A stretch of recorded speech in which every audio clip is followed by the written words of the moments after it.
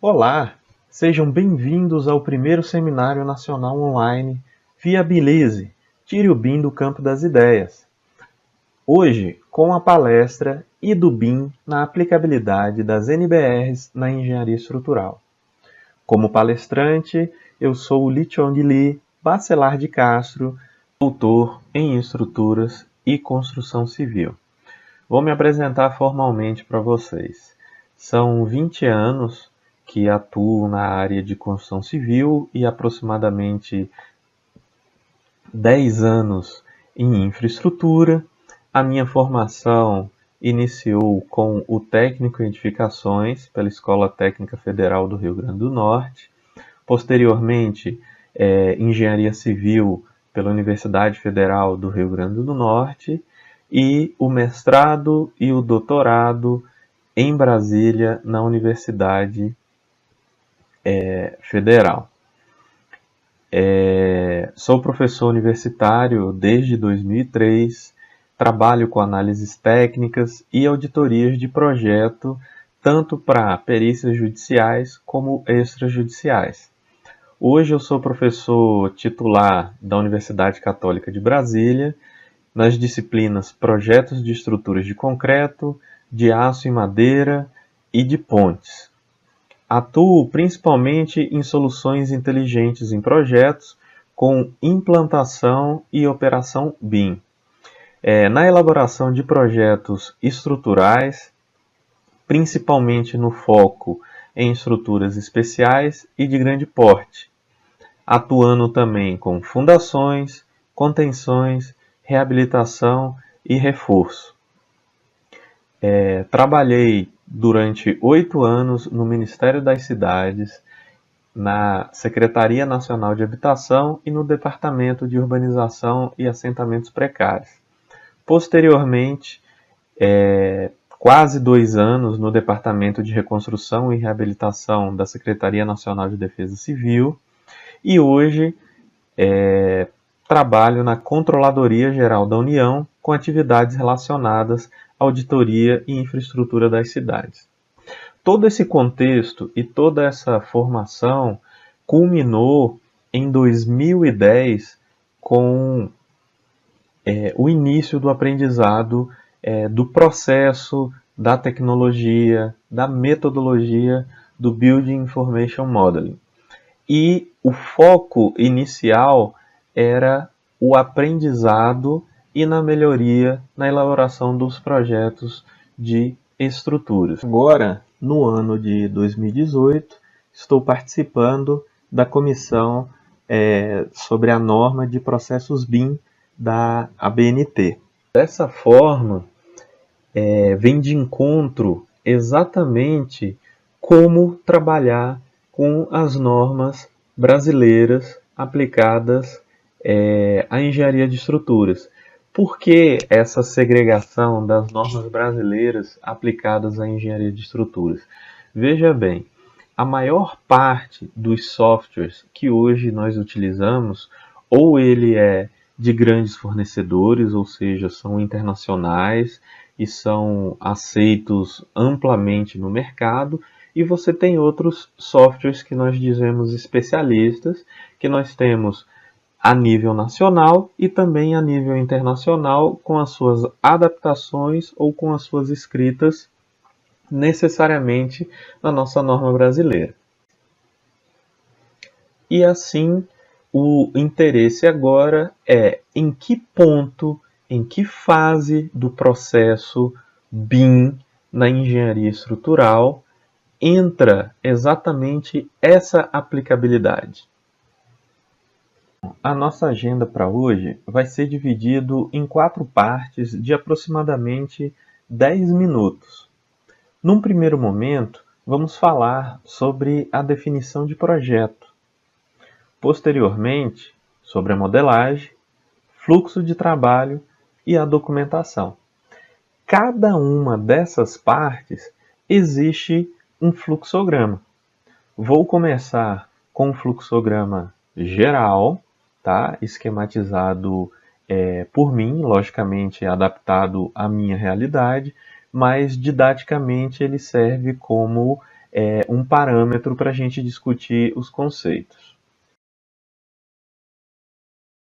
Um profissional ou uma empresa, de uma maneira organizada, ela tem um fluxo de trabalho, pelo menos em forma macro, definido, como que ele vai partir da concepção até a entrega do produto, que é o projeto estrutural em BIM.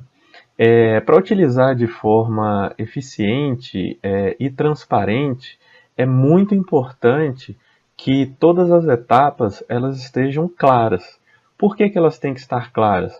Para você não ter o problema de informação, tá? Que é exatamente o que se espera que não se perca ao longo do processo.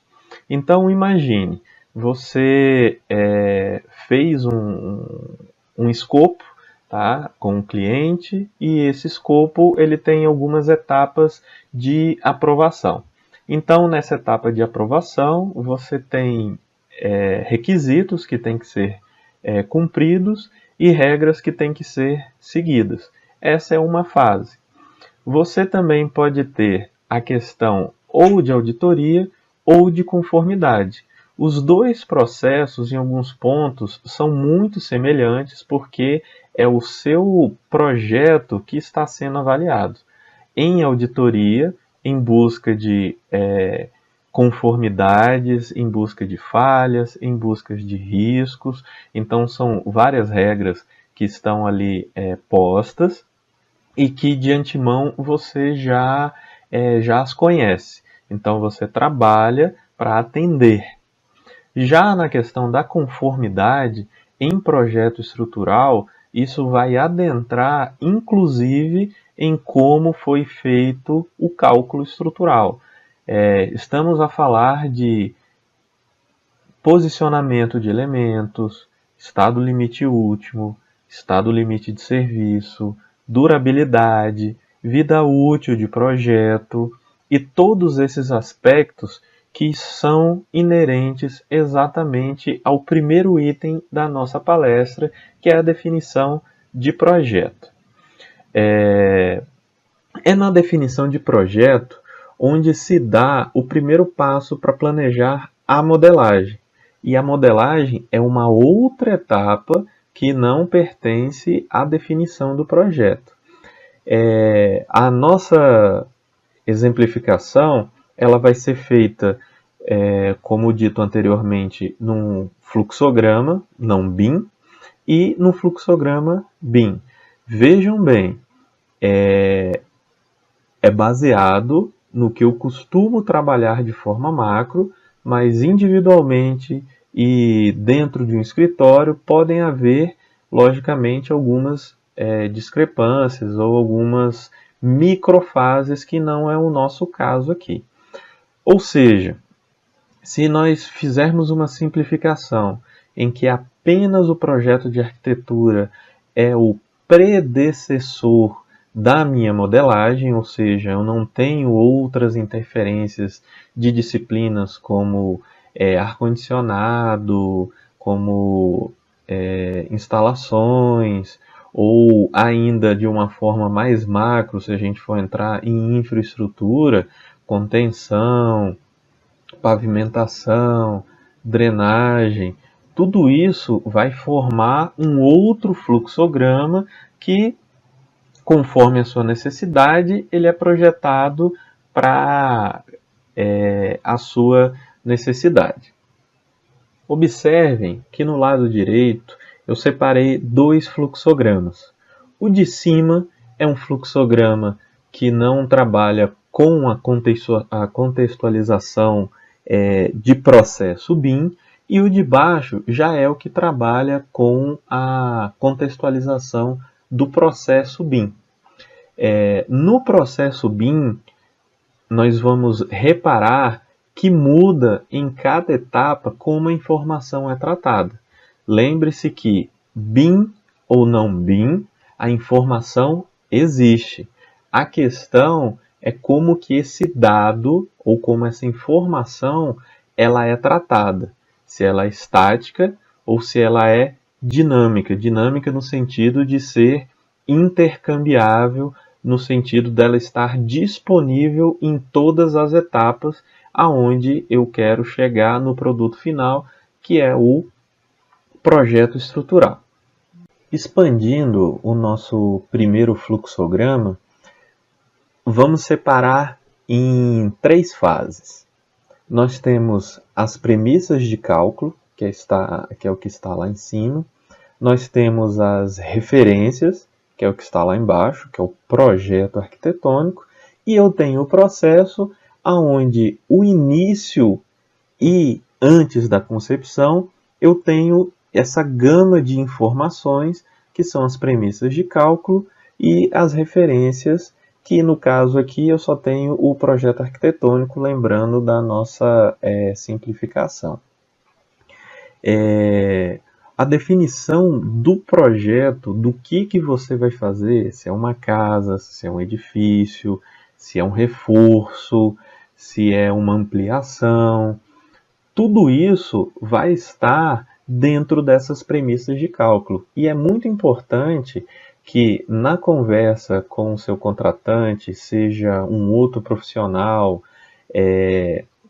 ou seja, o intermediário do empreendimento, que é ou o arquiteto, ou talvez um outro engenheiro, essas informações elas têm que ficar claras.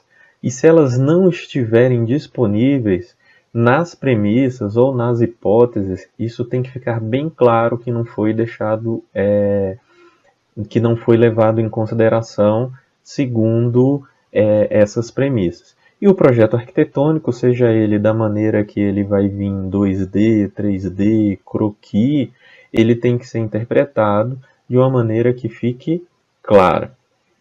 Após isso, entra-se na concepção. Tá? Então, a concepção que vamos estabelecer como o nosso primeiro item do processo é muito importante, porque é nele aonde a sua expertise, seja ela em concreto armado, estrutura metálica, alvenaria estrutural, estrutura mista, pré-moldado, vai ser posta em prática. Então, nesta fase, como foi estabelecido anteriormente, esse macroprocesso aqui, ele pode ter vários outros relacionados a ele, porque depende de equipe, se é só você, tá? Se existem outras ideias a serem tratadas no início da definição do projeto.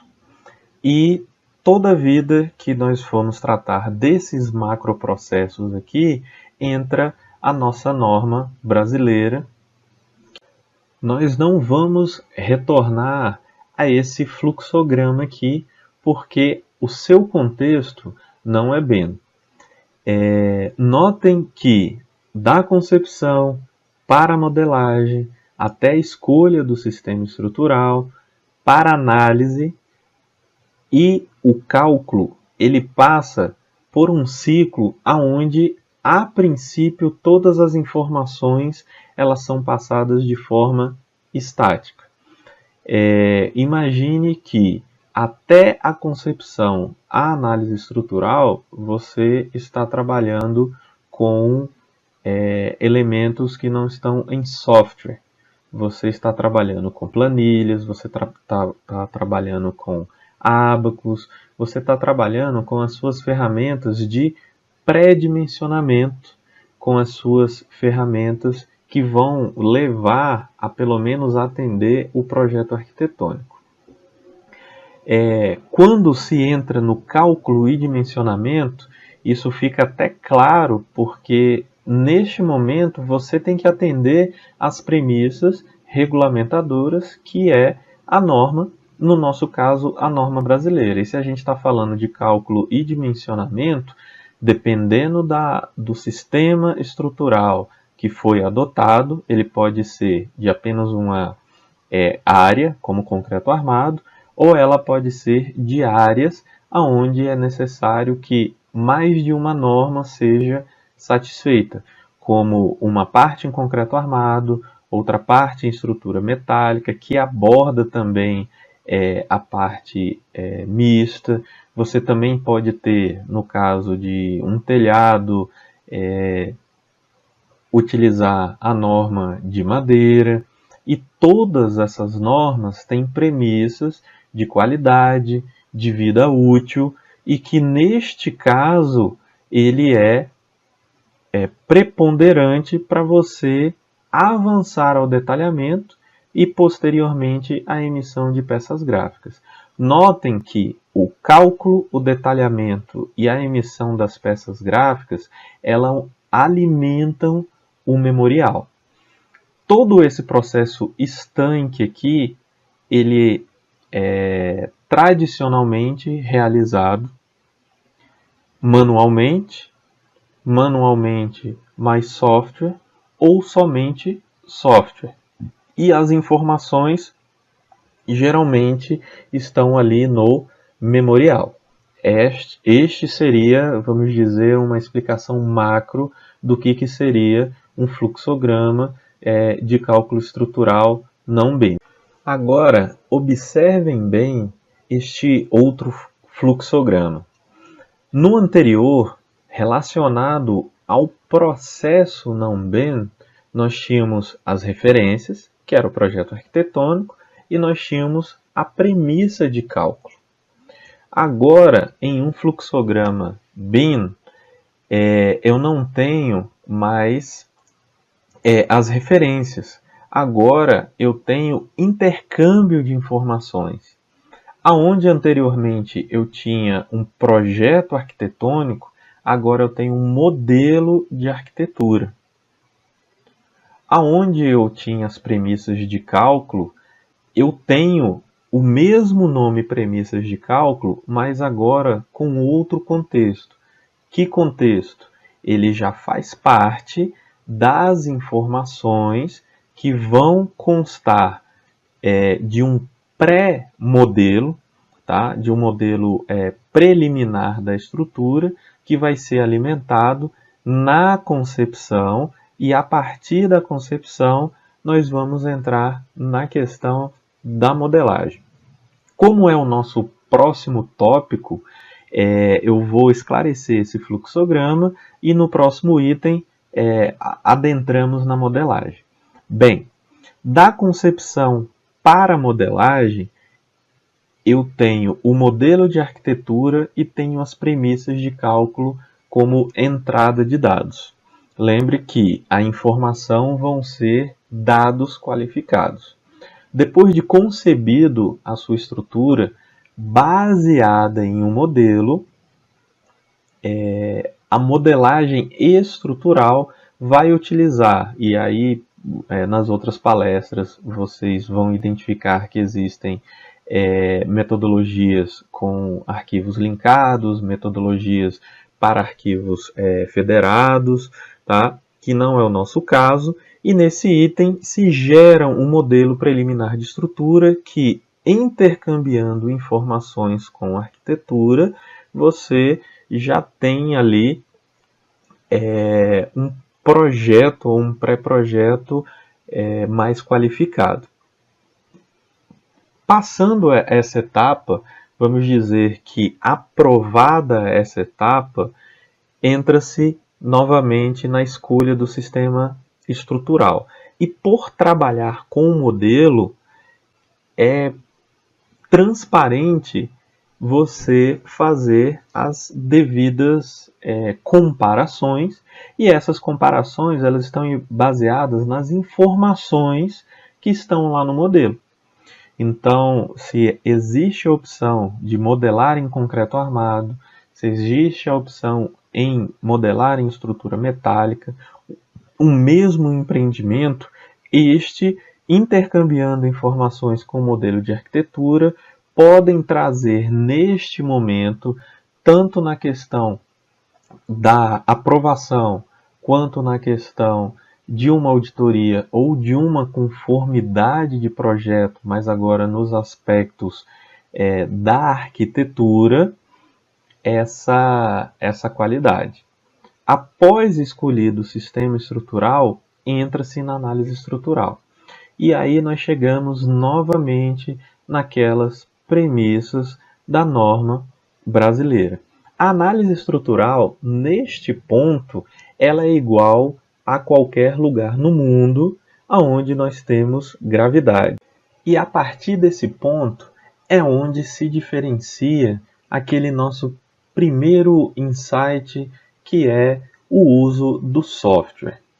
Se eu estou com um software que não tem a norma brasileira, eu posso fazer a análise estrutural, avançar para o cálculo de dimensionamento com uma norma análoga, mas não igual, e no detalhamento e na emissão de peças gráficas fazer os devidos ajustes.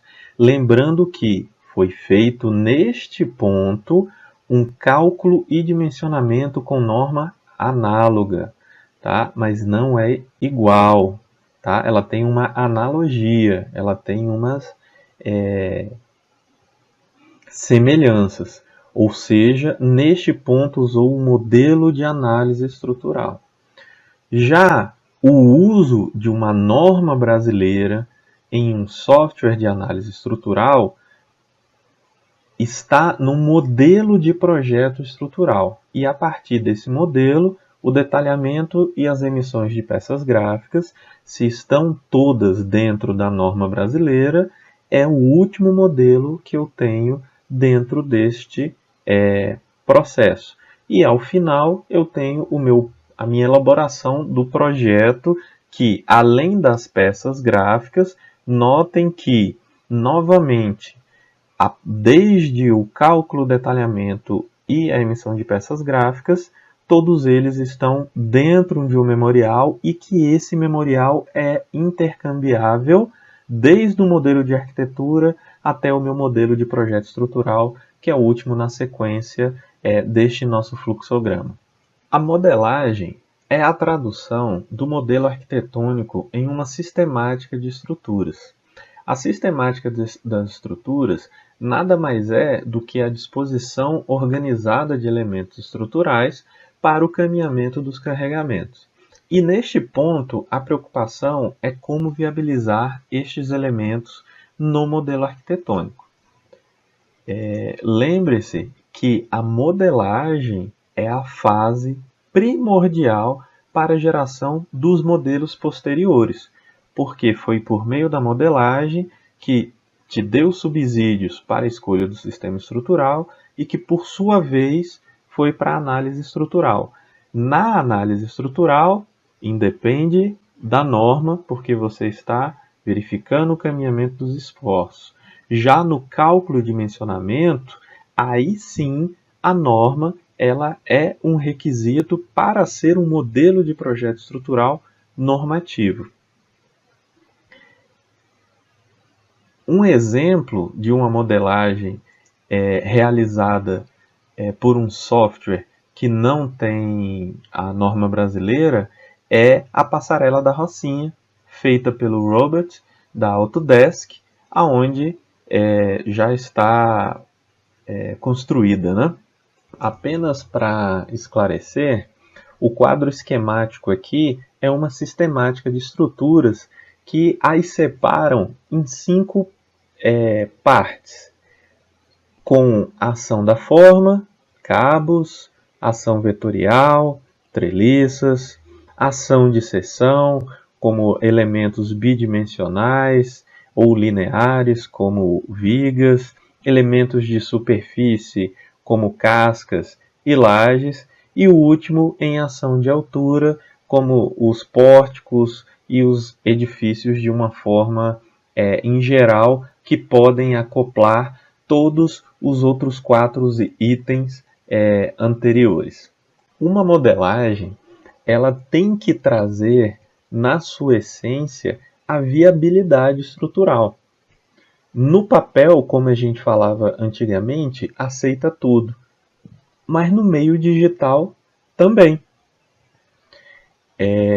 Temos alguns exemplos de edificações que já foram construídas, são edificações reais, como podem ser vistas, de edifícios altos, edifícios com geometria não muito convencionais, escadas, inclusive aqui com patamar e degraus em vidro. O advento da utilização dos softwares nos trouxe uma gama de possibilidades. Por exemplo, aqui eu estou com o Revit e ele não só me permite uma modelagem arquitetônica, como uma modelagem estrutural e como outras modelagens, a exemplo da parte elétrica, hidráulica e de ar-condicionado. Podemos visualizar aqui que eu tenho tanto o modelo como o modelo analítico. A título de exemplificação, nós temos aqui a interoperabilidade do Revit com o CAD TQS, onde as informações elas são, a princípio, bidirecionais. Também escopo de uma outra palestra. Retornando ao nosso fluxograma, notem que a modelagem ela já influencia na escolha do sistema estrutural e na análise estrutural. Recomendação que a análise estrutural eu não preciso da norma para analisar a estrutura. Entretanto, a norma é dispensada? Não. Onde estão os requisitos de qualidade como cobrimento, posicionamento de armadura, graduação do aço ou a resistência do aço, tá? Todos esses itens estão normativos. E esses itens normativos, desde que inseridos neste início do fluxograma, ele vai te permitir adentrar no modelo do projeto estrutural. Daí, então, a importância do planejamento no processo BIM. Se vai ser utilizado um software que não tem consigo a norma brasileira, existe, então, uma etapa a mais no processo de modelagem. Modelou, faz a conferência com os normativos, para depois ser avaliado ou aprovado pelo seu contratante. O fluxo de trabalho é como se desenvolve a elaboração do projeto estrutural. Se você não tem isso bem delineado, certamente não está sendo produtivo e fatalmente se perderá na ordem das coisas. Lembrando que o BIM é um conjunto de regras que estão interrelacionadas. E isso você deixa transparente no seu fluxograma, a exemplo daquele que nós estamos trabalhando aqui. E essas tecnologias, junto com o processo bem delineado, serve para fazer esse seu gerenciamento ou esse seu passo adiante em cada uma das etapas aprovadas, certo? Ao lado, você pode ver um macro processo de um calculista para o finalizador, ou seja, nós estamos ali no cálculo e dimensionamento, à esquerda, onde eu estou com os softwares especialistas, que pode ser o CIPCAD, o CAD TQS, o EBERIC, o CIA, que tem as normas brasileiras implementadas, e o Robot da Autodesk, que não tem as normas brasileiras implementadas, entretanto, tem normas análogas, normas muito parecidas, aonde elas posteriormente podem ser facilmente checadas na fase de finalização ou entre esse processo que são os cálculos manuais, quando a gente usa o Excel, por exemplo, eu tenho uma rotina, dependendo de qual que é o software especialista a utilizar, tem um rol de mais de 200 planilhas, é isso mesmo, mais de 200 planilhas, para viabilizar exatamente o fluxo de informações. Eu não posso estar limitado a um software especialista apenas por ele não ter a norma. O que eu sou limitado é não saber como que são as regras de troca de informação. Todo programa especialista, para trabalhar em BIM, deve lhe permitir essa inferência de informações, de tal forma que você vai conseguir, independente dele ter a norma brasileira, fazer as suas respectivas checagens, tá? Outra coisa também importante, que mesmo tendo software especialista, ele tem uma gama de regras que conferem com a norma, mas não exclui de maneira alguma que você faça as devidas conferências. Feitas essas conferências, as suas planilhas, os seus arquivos de texto ou o seu banco de dados devem estar relacionados com essa fase, porque ele tanto faz parte do memorial, quanto ele vai fazer parte do modelo do projeto estrutural. Em BIM, essas informações têm que estar disponíveis, porque a qualquer momento você pode ter que fazer alguma modificação, e essa modificação vai ser necessariamente uma nova checagem a ser realizada. Então, se isso não é uma informação relacionada, não é BIM, não é I de informação, não é um dado qualificado. Ele simplesmente vai ser um dado que você anexou ao memorial e ele não faz relação com o seu modelo estrutural. Então, esse é um ponto de muito cuidado. O que você faz e confere, ele deve ser disponibilizado, deve estar de forma transparente e ele também deve ser reutilizado.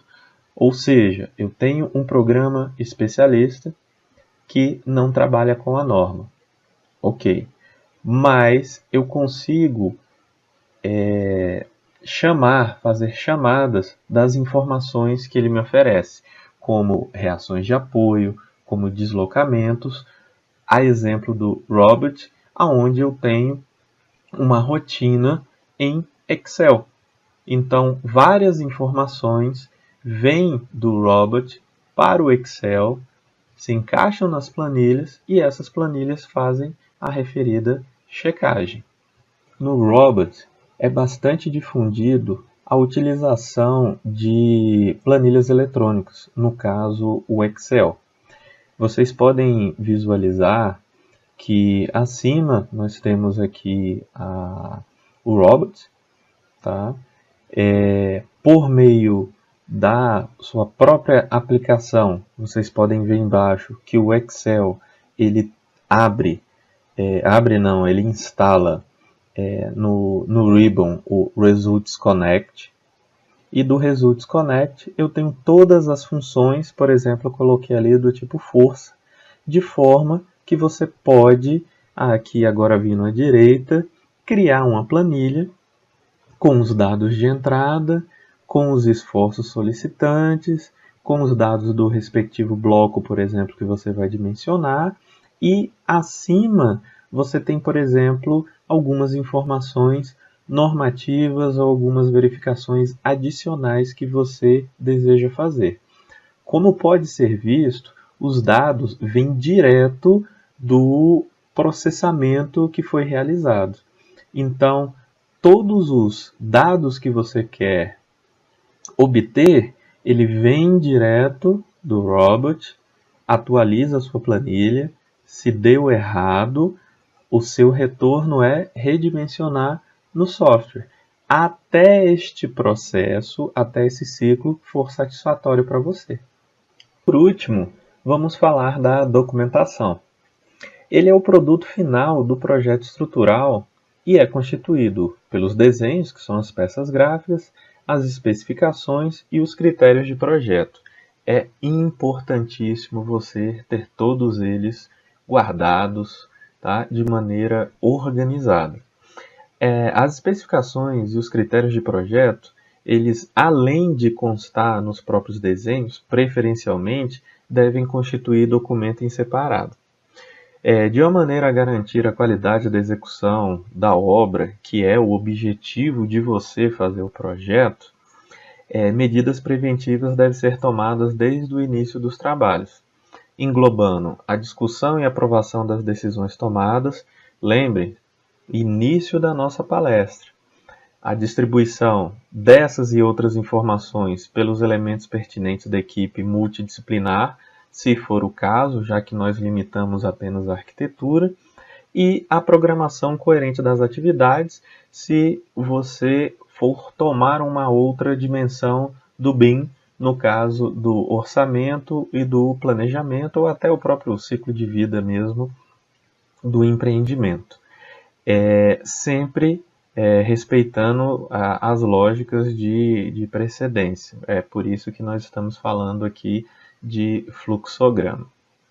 Chegado então no final do nosso processo, as emissões de peças gráficas que acontecem depois do detalhamento, tem aquela informação disponível no memorial. Todas as condições impostas no projeto, elas são estabelecidas previamente em comum acordo entre o autor e o contratante, porque essas informações, lembre-se, elas têm disponibilidade, e toda informação, para ela constar do seu projeto, logicamente você tem que organizar, porque a informação vai ser um dado qualificado. E em BIM você terá tudo isso disponível. Bom, gente, já estamos chegando ao fim, mas não se espantem, realmente é um fantasminha. Para a gente terminar, vamos fazer uma pergunta. Norma é obrigatória, então? A minha resposta é o sim. Vamos ver pela ótica da exceção? Se eu não seguir a NBR para a estrutura, quem vai saber? Quem vai conferir? Passei por uma auditoria, fui aprovado pelo cliente, o projeto está pronto. Todos vocês devem ter acompanhado pelas mídias o sinistro que aconteceu em Brasília, a queda de um viaduto. E isso toma proporções gigantescas, principalmente por ser uma obra de muito tempo. Na verdade, não é mais uma obra, né? É um empreendimento, e agora está sobre investigação. Olha só o que está separado na reportagem. Peritos da corporação estiveram no local do desabamento com scanners para criar um modelo virtual tridimensional da estrutura danificada. Com isso, resgatamos de forma permanente toda a estrutura como está hoje. Podemos pesquisar várias vezes, mesmo no futuro, para ver a situação como se estivesse no local. E por último, com essas informações, vem outro trabalho, mais lento, que é o de fazer cálculos estruturais e ensaios para poder concluir como e por que aconteceu. Veja bem, essa obra tem mais de 60 anos. Existe documentação dela? Existe documentação dela. Quem acompanhou o restante das notícias deve ter se deparado com algumas informações desencontradas, como o memorial de cálculo que consta em acervo não condiz com o que foi executado, etc. e tal. Então, isso é muito importante, porque nunca se sabe o que pode acontecer, e no caso de acontecer, mesmo não sendo por sua vontade ou por sua culpa, é necessário você ter essa documentação. Então, mais até do que você trabalhar com o BIM para estruturas, é que no BIM para estruturas toda informação é qualificada, ela não está perdida. Esse é o maior ganho que você pode ter usando o BIM. Continuando com a explanação, por que eu considero como obrigatória? Porque a norma ela tem um caráter compulsório, de aplicação imediata. Como assim aplicação imediata? Como que esses peritos vão fazer os cálculos estruturais para concluir o que aconteceu? Primeiramente, eles vão seguir a questão da análise estrutural e depois eles vão fazer, logicamente, um histórico de quando essa estrutura foi construída e quais foram aquelas premissas que foram utilizadas, qual foi o projeto base, quais foram as reuniões realizadas, quais foram as mudanças em campo e o que isso refletiu. Se, ao encontrar inconsistências ou erros mediante a não aplicação de norma, é a primeira imputação que vai ser colocado, desconformidade, ou não seguiu a norma. Só para a gente esclarecer, uma norma nada mais é do que boa prática da engenharia. As normas, elas surgem de comissões, e essas comissões têm exatamente todos os interessados em que essas regras, de comum acordo, sejam praticadas para segurança, durabilidade, conforto e etc. E a sua responsabilidade acabou depois da execução? Não.